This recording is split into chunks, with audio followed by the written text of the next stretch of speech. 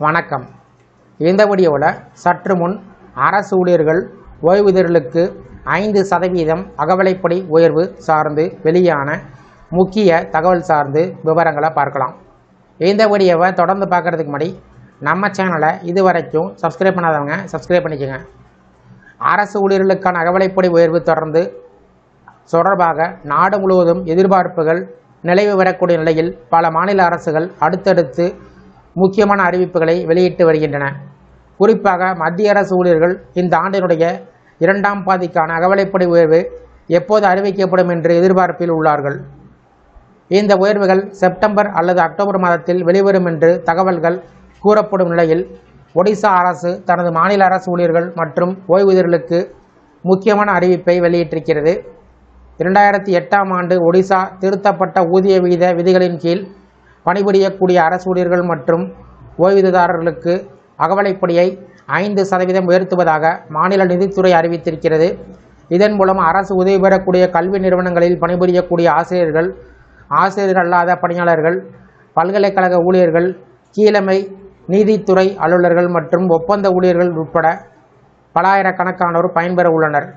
இந்த புதிய அறிவிப்பின்படி அடிப்படை மற்றும் கிரேடு ஊதியத்தின் அடிப்படையில் வழங்கப்பட்டு வந்த 257% அகவிலைப்படி 2026 ஜனவரி 1ஆம் தேதி முதல் அமலுக்கு வரும் வகையில் 262% உயர்த்தப்பட்டுள்ளது. மேலும் ஜனவரி முதல் ஜூன் 2026 வரை நிலுவையில் இருக்கக்கூடிய தொகை ஜூலை மாத சம்பளத்துடன் சேர்த்து வழங்கப்படும் என்று அரசு தெரிவித்துள்ளது. முதல்வர் மோகன் சரண் மாஜி தலைமையிலான அரசு எடுத்துள்ள இந்த முடிவு ஊழியர்களின் வாழ்வாதார செலவுகளை கருத்தில் கொண்டு எடுக்கப்பட்டதாக கூறப்படுகிறது. இதற்கு முன்பாக மே 15ஆம் தேதி ஒடிசா அரசு ஊழியர்கள் மற்றும் ஓய்வூதியர்களுக்கு 2% அகவிலைப்படி உயர்வை அறிவித்தது. அதன் மூலம் அகவிலைப்படி 58%லிருந்து 60% உயர்த்தப்பட்டு ஜனவரி 1 முதல் அமல்படுத்தப்பட்டு மே மாத சம்பளத்துடன் வழங்கப்பட்டது. தற்போது அதனைத் தொடர்ந்து மீண்டும் 5% உயர்வு வழங்கப்பட்டிருப்பது ஊழியர்களுக்கு கூடுதல் நிதி பலனாக அமைகிறது. மற்றொரு புறம் மத்திய அரசு ஊழியர்களும் தங்களுக்கான அகவிலைப்படி உயர்வை ஆவலுடன் எதிர்பார்த்து வருகின்றனர். தற்போதைய கணிப்புகளின் அடிப்படையில் இந்த முறை 3% முதல் 4% வரை அகவிலைப்படி உயரக்கூடும் என்று பொருளாதார நிபுணர்கள் தெரிவிக்கின்றனர்.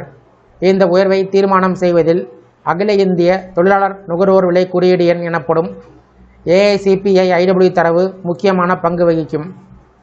அரசு வெளியிட்டுள்ள சமீபத்திய புள்ளி விவரத்தின் அடிப்படையில் 2026 ஜூன் மாதத்தில் சில்லறை பணவீக்கம் 4.38%ஆகவும் உணவு பணவீக்கம் 5.32%ஆகவும் பதிவாகியுள்ளது. மேலும் AICPI-IW குறியீடு எண் மார்ச் மாதம் 149.1, ஏப்ரல் மாதம் 149.9, மே மாதம் 150.8, ஜூன் மாத மதிப்பு 151.7 வரை செல்லலாம் என்று எதிர்பார்க்கப்படுகிறது.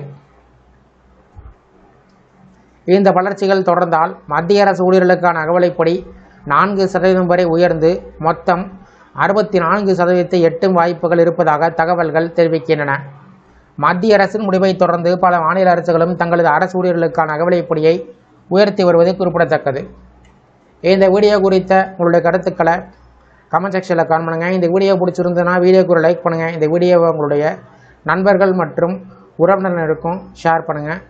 நன்றி.